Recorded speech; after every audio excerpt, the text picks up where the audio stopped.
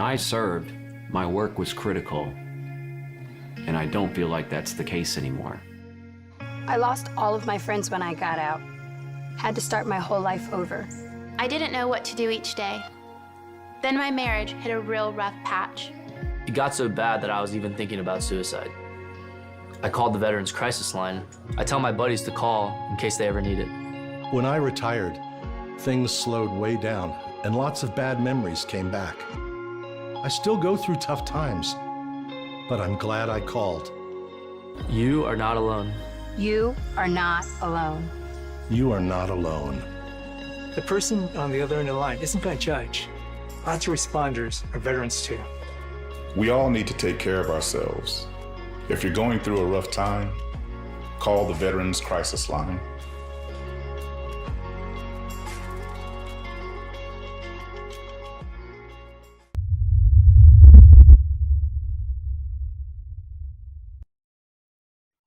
Hello and welcome again to Oscar Mike Radio. Oscar Mike Radio is part of the Hubazoo Network with production assistance from Sinister One Productions. You can find out more on Hubazoo.com. And I am thankful for my sponsors, Joyce Asack of Asack Real Estate, Mark Holmes of Reaper Detailing and Power Washing, and my supporters, Semper Savage Salad Dressing, Bottom Gun Coffee, and Caisson Shaving Company. Thank you all so much. I'm your host, Travis, and as we count down to 300, I am pleased to have a super cool veteran who I got to meet in Tennessee in April. David, welcome to Oscar Mike Radio. Thanks for having me. Glad to be here. And hold on, get to my Oscar Mike cup. Look at that, folks. The Oscar Mike Radio Cup from Trophy King in New Jersey. Jim, thank you very much. Jim Ramsey, the owner. This is just a special day. So we're sitting here, during lunch, and we're going to talk about cooking, because David is a veteran who now has a cooking show, but we're going to get some history first. Why don't you tell us a little bit about your military experience, man, and how you got in the military and what that was like? Where I come from, I grew up in New York City. And where I come from, you either became a police officer or a firefighter. People didn't talk about joining the military. It was the furthest thing from our mind growing up. But I left home when I was 15. I lived on the streets of New York, and I struggled a lot. I had a guidance counselor who, when I got into high school, she was on me like all the time. Like, you got to do better. You got to get your life together. So she helped me get into college. And then when I couldn't get money for college, she recommended joining the military as a way to get money. And I went. If you've never been to New York City, a lot of people don't know this. So there's that building on 42nd Street, the Flag Building, everybody calls it. That's actually a recruiting station. And all the recruits from all the different branches of service actually sit in one room together. And so when I went down there, I actually thought about joining the Marines because I liked their uniform. I didn't know anything about the military. I liked their uniform. But he was on lunch, and the Army guy was like, oh, we could do better than the Marines. And I didn't really know the difference. So I was like, all right, whatever, sign me up. I don't really care. So I joined the Army in 89. I've been deployed quite a bit. Actually, when I first joined, I was signed up as a reservist, and then switched to active duty while I was in basic training. Because my drill sergeant convinced me that active duty would be better for me.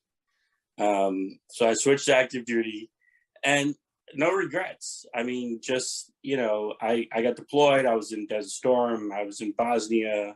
I did support missions for Somalia. We were in Egypt. I was stationed in Korea.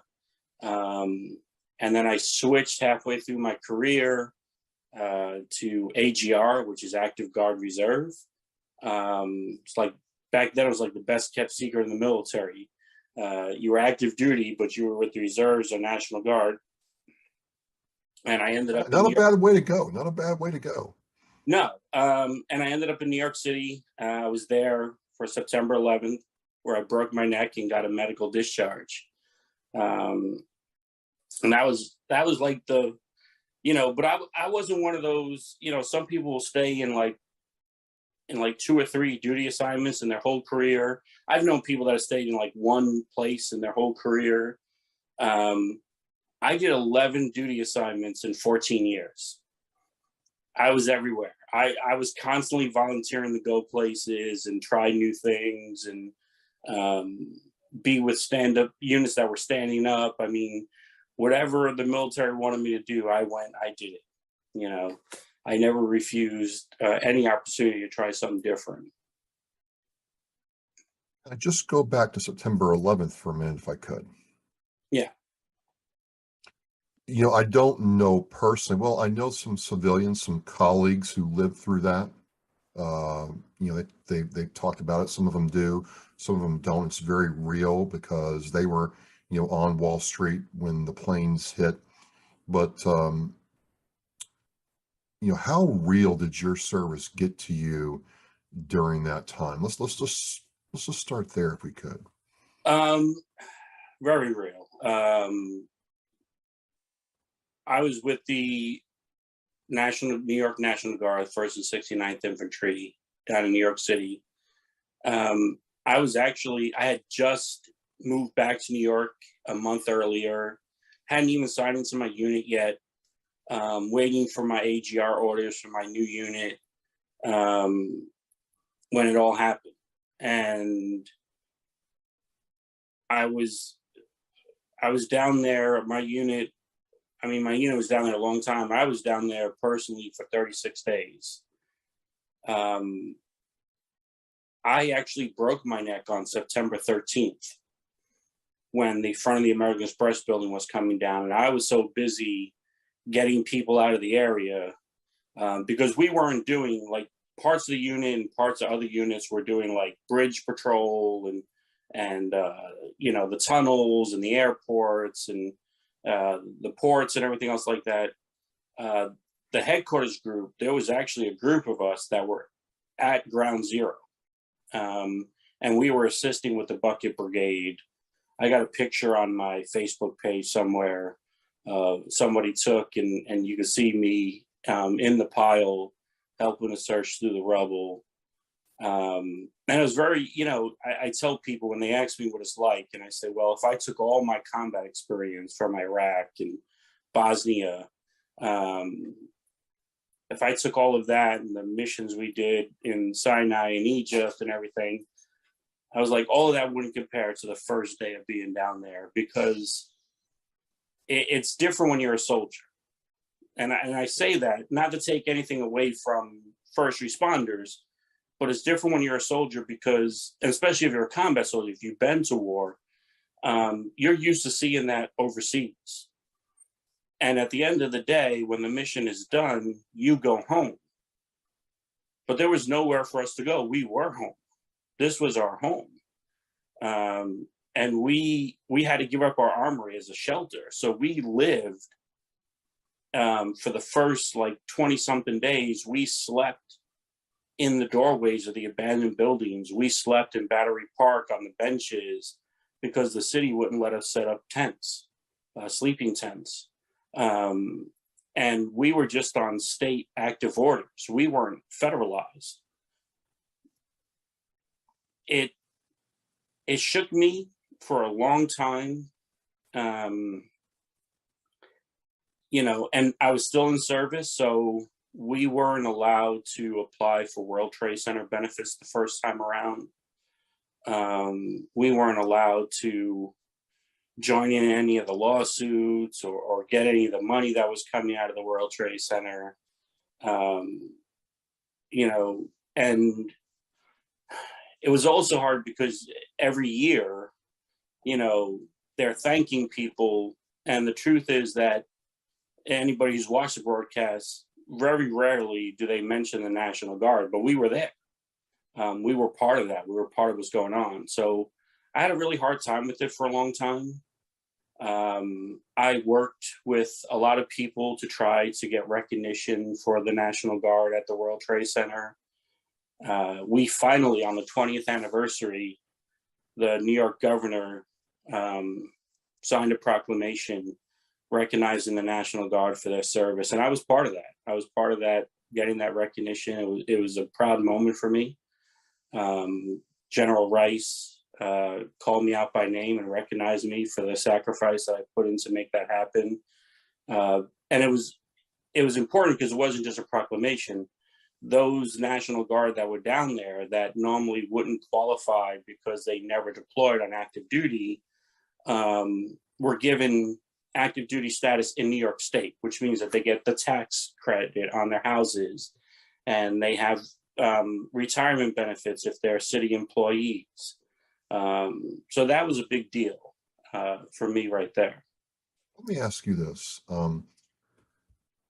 You're watching what's going on in Ukraine right now, right? Do you have any, does the feeling of your home resonate with you, what the Ukrainians are trying to do right now against Russia? Does that resonate with you at all, or give you any pause for thought? It does. And you know, it also, it changes some of my thoughts from when I was in Desert Storm and when I was in Bosnia. I think more with Bosnia. A lot of people don't understand what Bosnia was about. It wasn't like, you know, it's not like Iraq and Afghanistan. We don't talk about it in the same way. But it does, though. You know, it's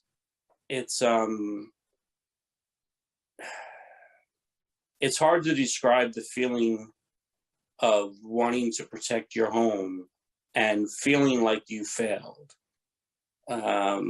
Not because you lost or not because you won, but because it's happening in the first place. Right. You know, and I think the hardest part for me right now is the same kind of things I saw during the World Trade Center and even after. So many people politicizing something that's really not political, you know.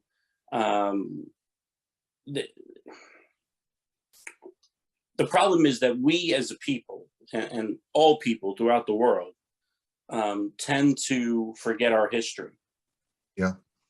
We continue to repeat our history over and over again because we tend to, well, that wasn't in my lifetime. It would never happen in my lifetime. You know, something like this could never happen, or it wouldn't happen if this happened. It doesn't matter the reason why. You know, we search for excuses or reasons, and at the end of the day, none of that matters. What matters is that people are hurting, people are suffering, and they shouldn't be. You know, I mean, honestly, if I wasn't so disabled, I'd probably be one of those Americans over there right now helping to train, you know, troops over there to defend themselves and to protect their homes. Because it matters. Well, you know, you served during 9/11 and you broke your neck. Did that lead to you getting separated from the Army? How was that? Yes. I got a medical, well, I didn't really get a medical discharge. I got put on a medical hold. You know, it's changed so much over the years, and right. Not saying soldiers don't still slip through the cracks, they do. I got released from the military because I couldn't deploy with my unit back to Iraq. And they put me on a medical hold. I was sitting at home, and I got a letter in the mail one day saying, "You're no longer in the military. Go to the VA." And I'm like, what does that mean? Like, you know, what am I supposed to do with the VA? Like, you know, shouldn't this been handled before you said goodbye? Have a nice day. There was no instruction. It was just like, okay, thank you for your service. Now you're out. You're no longer in. And at that point, and if you don't know, like, it's different with the National Guard than it is active duty. Oh, really? Yeah. When you're in the National Guard, AGR or not, when they put you on a medical hold, you don't get points. You don't get paid. And you have to go every week in your uniform and sign into the unit. But you don't get points, you don't get paid, you don't get travel pay, you don't get any of that. But you're expected to be there every week to sign in and then go home. So I was at I was at a little over 12 and a half years when they put me on a medical hold. Those 2 years, you know, had they put me in a rear unit, or had they allowed me to drill for points, I could have gotten my 15-year retirement. But that didn't work out. And so there I was, you know, basically couch surfing, staying at friend's house, family house, wherever I could stay, because I couldn't make any money. You're not allowed to work because you're on a medical hold. And they never told me to go to the VA. They were just like, you know, you're on medical hold. You can't work. You can't get paid. You can't drill. You can't do anything. So I did that for 2 years. And then one day I just got a letter saying, you're no longer in the military. Yeah.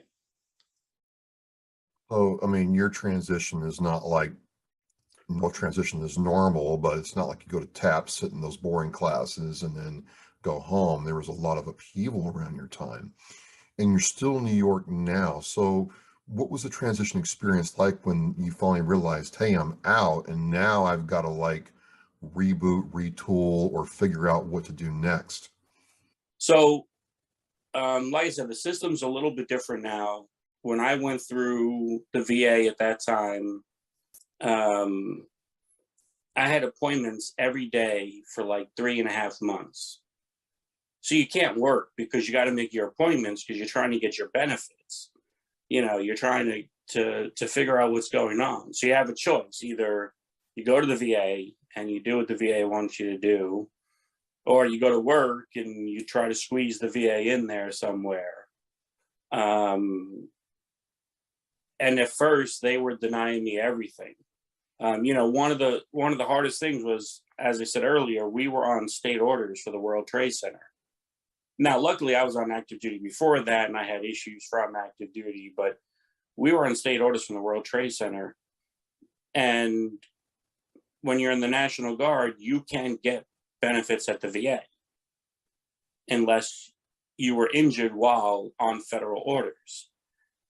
And you have 1 year from the time that they put you on a medical hold or they release you to apply for those benefits. So there was that situation going on. And again, I didn't have a job. I wasn't working. I was using my GI benefits to go back to school some, but it's not like the GI Bill that it became later on. You know, the post 9/11 GI Bill, it wasn't that yet. So I was, you know, they didn't really have this housing money like they do now, which I'm glad for. So I was just going to school. I had no housing money, very little book money. You know, I wasn't working. I had no money coming in. I was struggling. I was drinking a lot. You know, I sat in my room, in the dark room a lot. I was angry. I was angry at the world. I was angry at everybody. And I took it out on anybody who crossed my path at the time. You know, it's, if you haven't been there, it's hard to explain what it's like to have your whole world go from, you know, running 100 miles per hour to, you know, you're lucky if you get 2 miles an hour. It's hard to explain that. So I was angry all the time during that time. So you're in all this upheaval, you're in the New York area. What started getting you out of it? I mean, you're a member of the VFW now, you've got your cooking show going. What started getting you out of this valley you were in? So actually, it was the VFW, or a VFW member. Yeah. I was at the VA one day and I was screaming and yelling at the woman behind the counter about my benefits. Like you've seen a million times, if you've been in the VA a million times, you've seen that one veteran at the counter, like yelling and screaming about they're not getting something they're supposed to get. See it, right? And part of me understands it, because it's like, okay, you know what? I can't log into my Healthy Vet, which happened this morning. I'm like, you got to be kidding me again. I'm just done. And then I feel bad for the poor woman behind the counter who's they're trying to do their job. They really are. And, you know, she's been told, you got to take the brunt of this. It's no fun for anybody. No, and you know, it's easy to blame the person in front of you. Right, right. But the issue is not the person in front of you. The issue is some of the policies, and the VA has changed over the years. I mean, Right. it's got dramatic changes.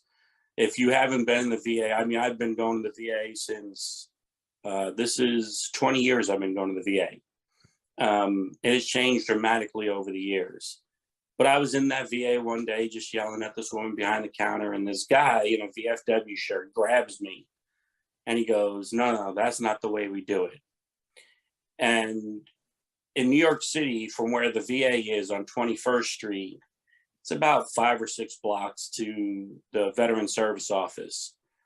And he walks me down to the Veteran Service Officer and he sits me in front of somebody. He goes, this guy right here is going to get you your benefits. He's going to get you taken care of. He's going to make sure that you have what you need so that you don't have to be doing that anymore. Never asked me if I was eligible for the VFW, never asked me if I wanted to join. You know, he just simply gave me his phone number and said, and if you don't get the help, call me. So again, I was. That's weird. That's weird because, you know, I'm not eligible for the VFW, but when I talk to most VFW people, if you're not eligible for membership, it's almost like, okay, I'll see you later. Bye. Thanks. So the fact this happened is really, in my experience, unusual, David. Actually, it shouldn't be. It's not supposed to be, and it shouldn't be. I got lucky. I was mentored by a lot of good VFW people, and I've helped so many vets over the years that are not eligible for the VFW or that didn't want to join the VFW. Don't get me wrong. I would love for all of them who are eligible to join the VFW, and it's important. But the truth of the matter is, our motto is honor the dead by helping the living. It doesn't say honor the dead by only helping those that went to combat and served with you and belong to the organization. You know, it's much more than that. And this gentleman, you know, he doesn't like his name being put out there. But he's, you know, over the years, he's very modest, quiet kind of guy. And he passed away some time ago. He was a volunteer service officer. He would help veterans get their benefits by getting them in touch with service officers and helping them to file their paperwork and process their paperwork. And he did that for many veterans in New York. You know, so when I got better, when I was doing better, I wanted to do that. Like, I wanted to be that person that people could turn into and say, you know, I need help. I need this, or I need that, or can you put me in touch with this? Or, and in New York, I basically, on Long Island, I became that person. You know, even today, I still get phone calls from people in New York going, Dave, can you connect me with a person that can help me with this? Or do you know a person that could do that?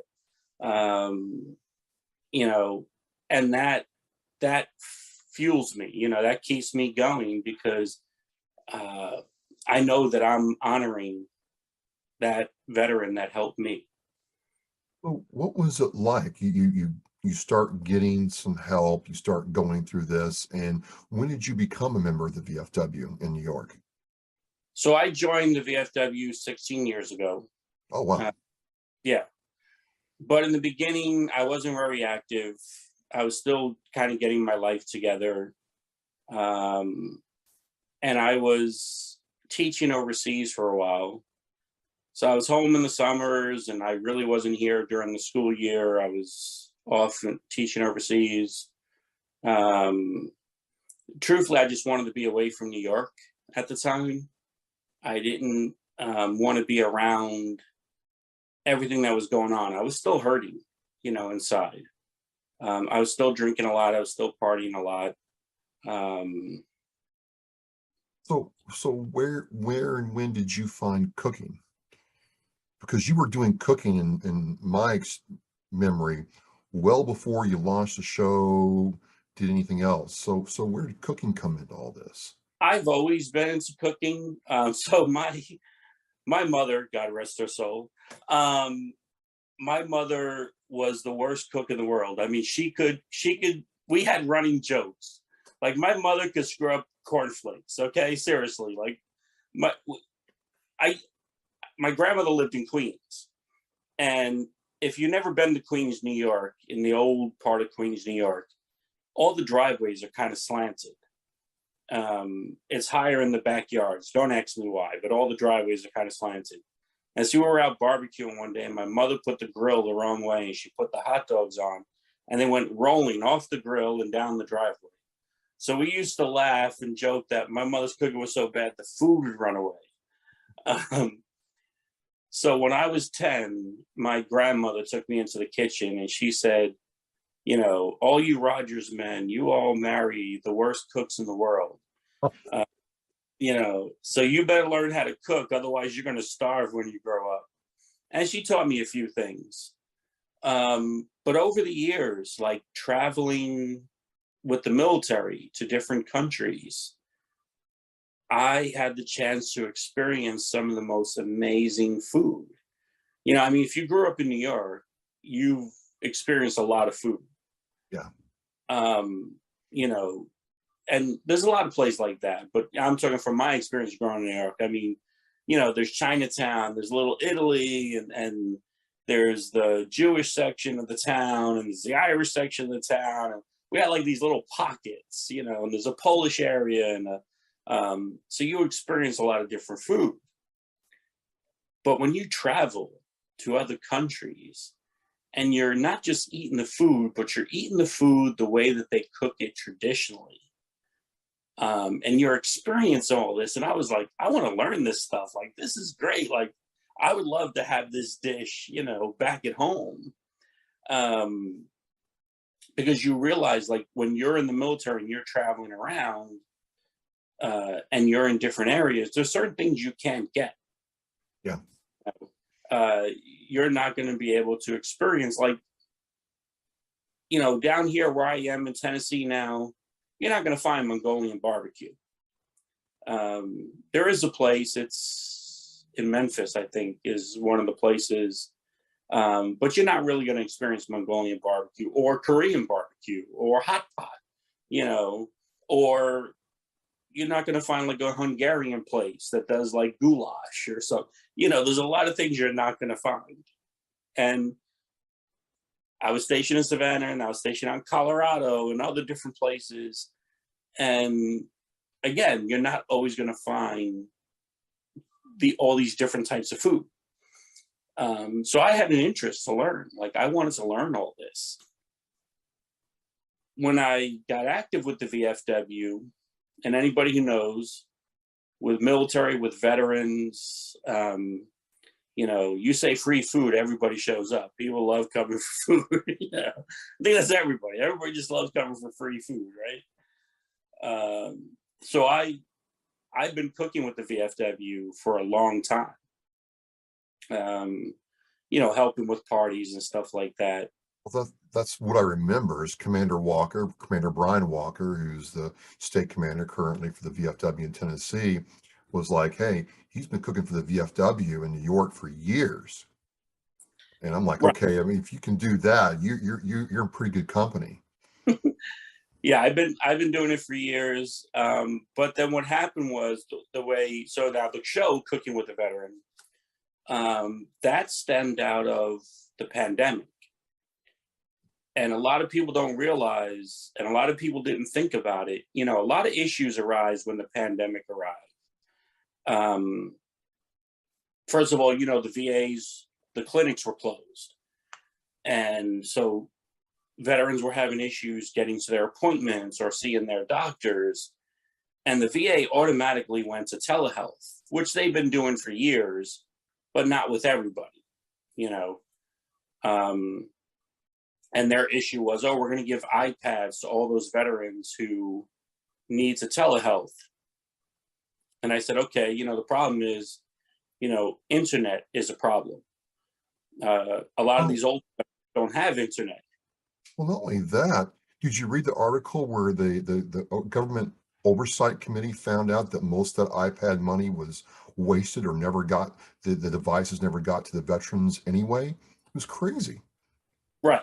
You know, and well, some of it was the veterans didn't want it, but then they didn't know how to get. Well, this is the other thing. So they are offering the iPad to like a World War II veteran or a Korean War veteran, and they're going, I don't know how to use this. So how am I? So they were like, okay, we could do online training. The veteran was like, yeah, but I don't even know how to set it up to get the online training. Like, how am I supposed to do this? You know, I and again, I was on the front line. You know, I was that one veteran who was not sitting at home. I was that one veteran who was, you know, sitting in somebody's front lawn, showing them how to set up their iPad to do telehealth.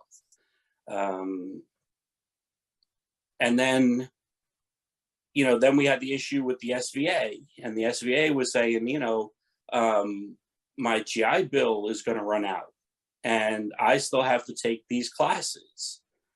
And so we ran to our congressman. We're like, we got to get these classes you know, the GI Bill extended for this period of time. Or if they need, we need to get them voc rehab money so they could take the labs that they need to take.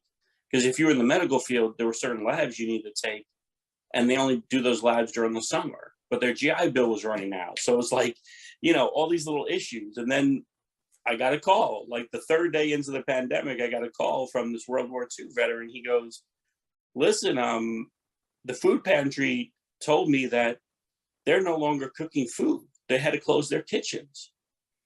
So they're going to deliver me cans. And he goes, what the hell am I going to do with cans? I'm 94 years old. What am I cooking at 94 years old? I can barely stand up. And there was a group, you know, we knew them all, a group of World War II and Korean War veterans. Sorry about that. I'm going to turn that off, sorry. But so, yeah, there was a group of Korean War veterans and World War II veterans that were complaining that they weren't getting their food. So I started I would go to their house, pick up the boxes of canned food or boxed food or frozen food, whatever it was, and I was taking it home and I was cooking. You know, and I was cooking sometimes 12 hours a day. I was cooking for 20 World War II, Korean War, and a few Vietnam War veterans and their widows. Oh, wow. You know? So that's where all this started, was I was out there doing this. So I'm doing this. I'm also doing coffee with a veteran daily on you know, Zoom, connecting veterans. I mean, we had veterans coming from 11 different states for this program. So I'm doing that. I'm cooking all day. And then some of the veterans were like, you know, can you share this? You know, my son would love to learn how to cook this, or my daughter would like to learn how to make this, or, you know, because sometimes their kids would come over and they would taste the food and be like, oh, this is great. Where'd you get it from? This is not the usual food you get from the food bank. Like, you know, so I started making videos to share. And I wanted to focus on a lot of one-pot dishes, a lot of simple to make, easy to make, you know, because whether you're older or you work all the time, you know, you want dinner to be good, but you want it to be easy. You don't want to be standing in front of your stove for 8 hours. So I started focusing on that with the cooking show. You get this cooking show started. So you're in New York, you're getting the cooking show going. I'm seeing it launch online, talk to Commander Walker. And then all of a sudden you're leaving New York and going to Tennessee. How did that get going? So the move to Tennessee was more of a divide with New York. Don't get me wrong, I love New York. I love all the veteran organizations.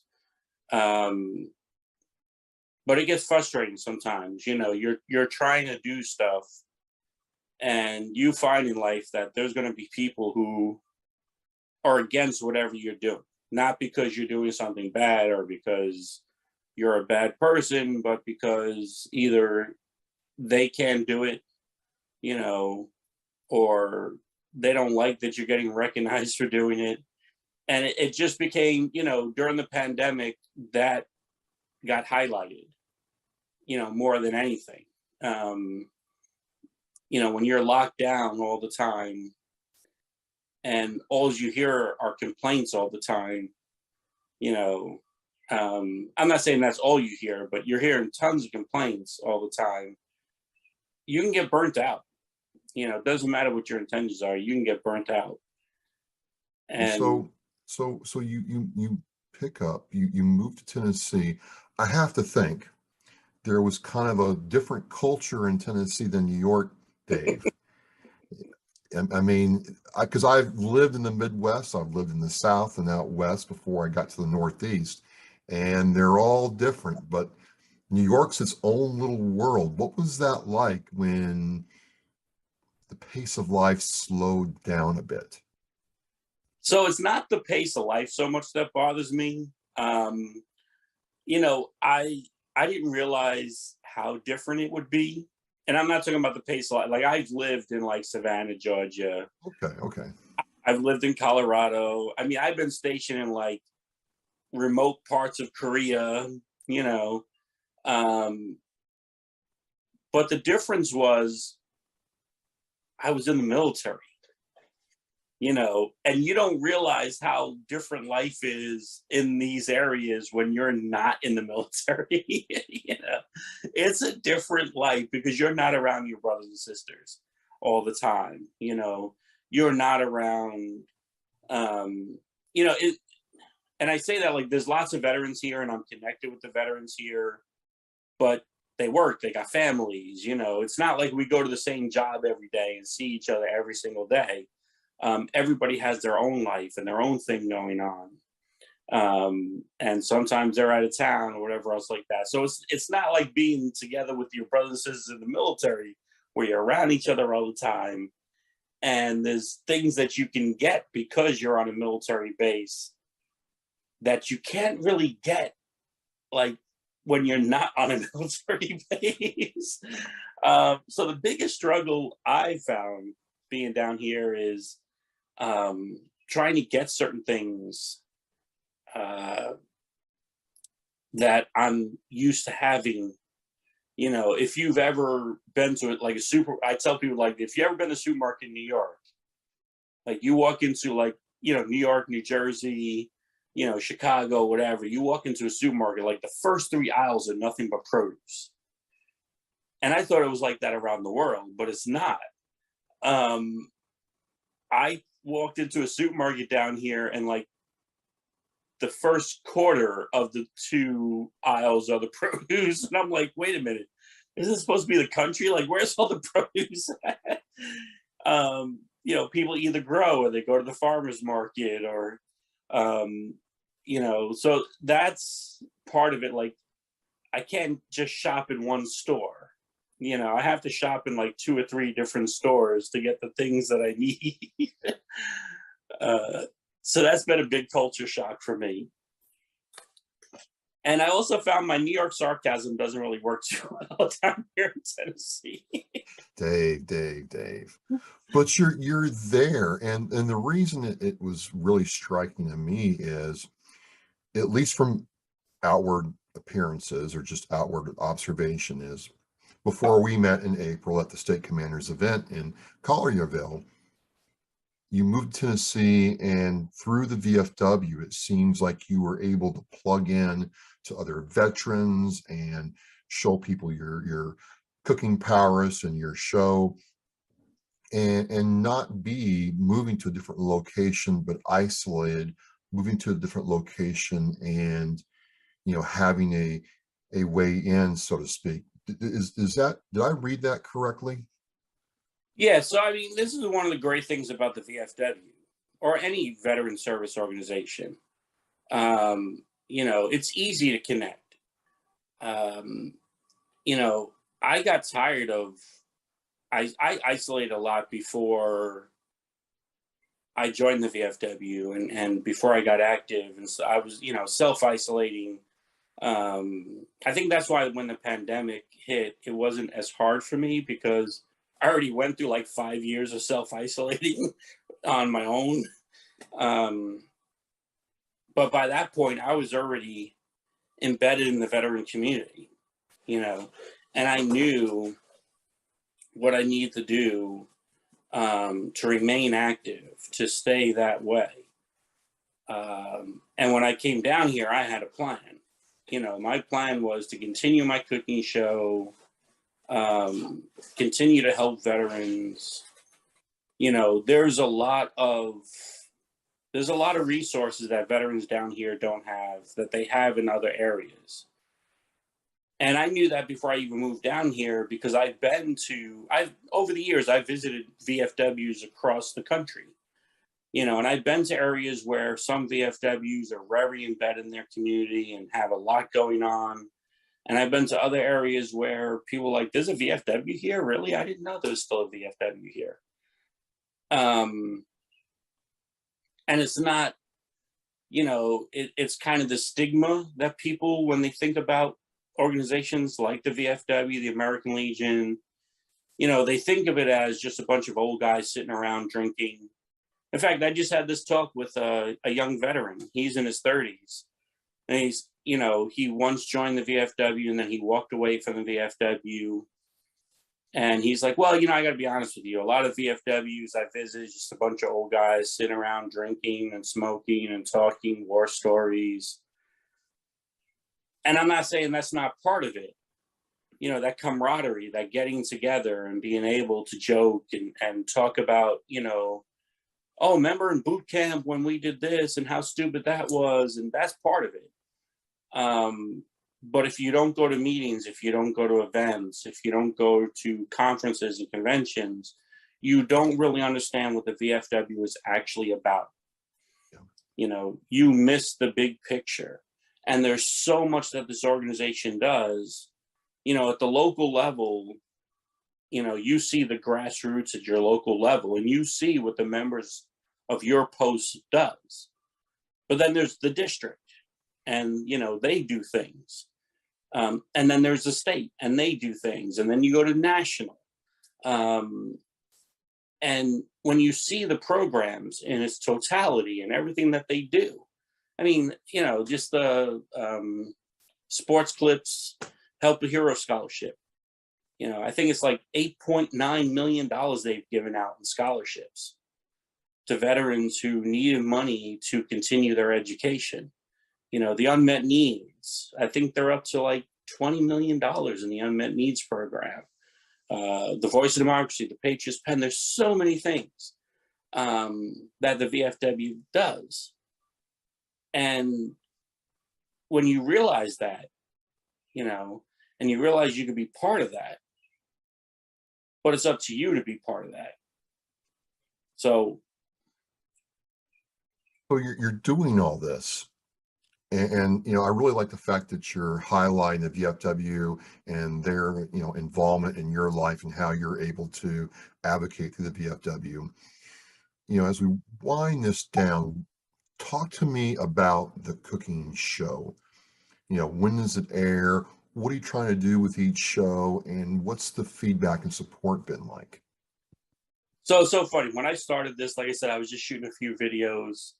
And I was a novice. Like I had no idea what it meant to put together a video for YouTube or something else like that. And you're on the air, you know what I'm talking about. Like people's attention spans are like that big, So you're trying to reduce what you do down to basically 15 minutes. And when you're a one-man operation, that's not easy all the time. So I thought I was going to do this like just, I'll put together like 30, 40 videos because I thought the pandemic would be over in no time. Well, I'll put together like 30, 40 videos. I'll be done. I won't have more than 30 recipes. Like who the hell has more than 30 recipes, right? Here I am. I'm 6 episodes away from my 100th episode. Uh, An amazing accomplishment. I can't overstate that enough. A lot of shows, veteran or otherwise, quit at 18. That's the average. yeah. So Congratulations. thank you. So as I got into it, I learned things. Like, I learned that I have to prep everything before time. I kind of run through it in my head before I come on the show. I do my sound checks and everything like an hour before I start the show. I've got 2 Mevo cameras for my production. I had one, and then my sponsor, Brian Walker, thank you, Brian.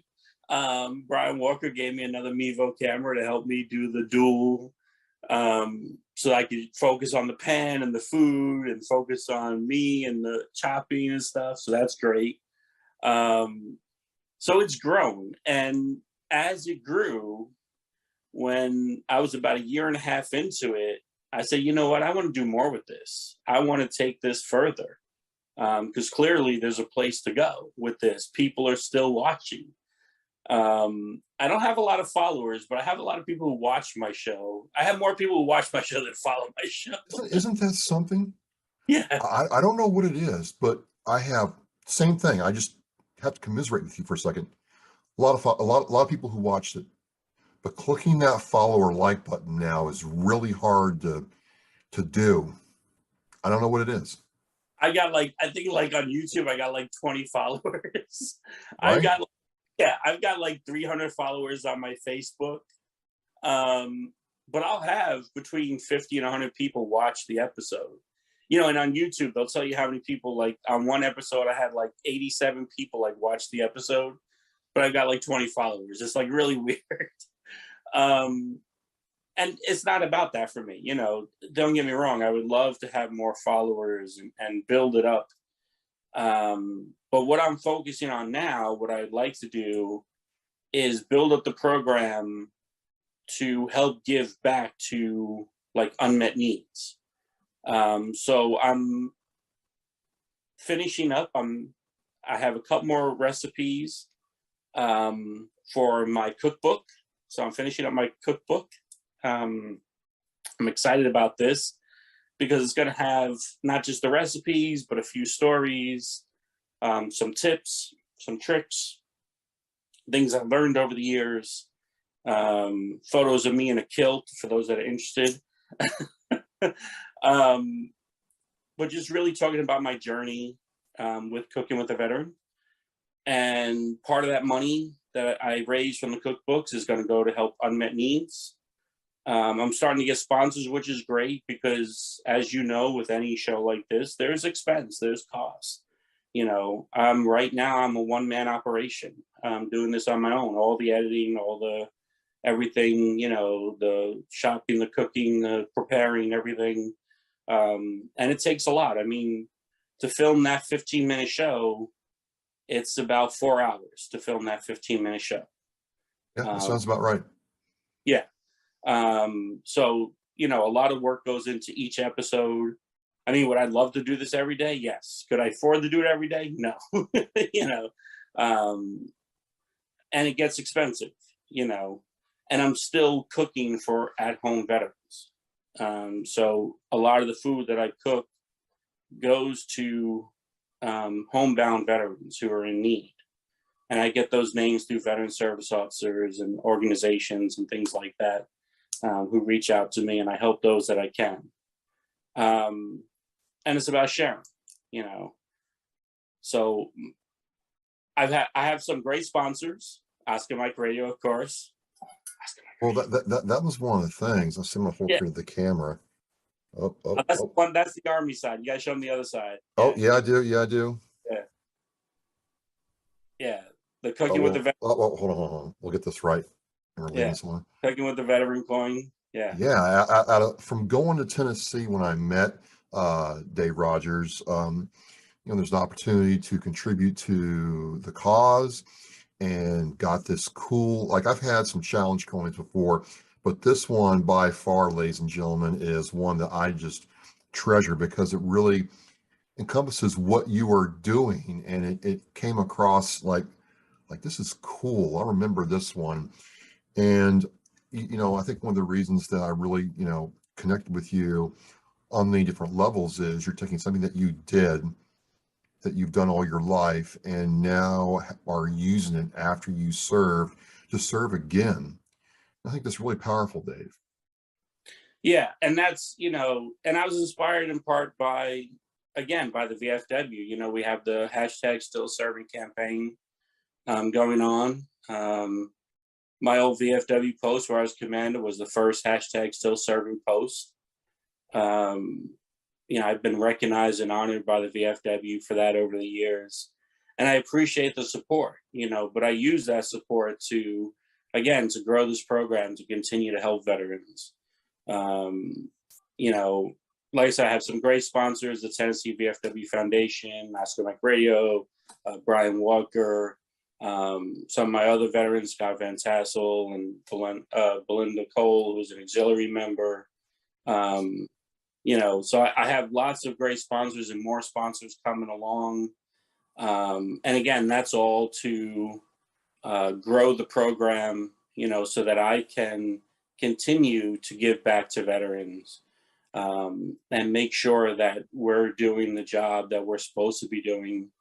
So anybody wants to sponsor me, they can reach out to me.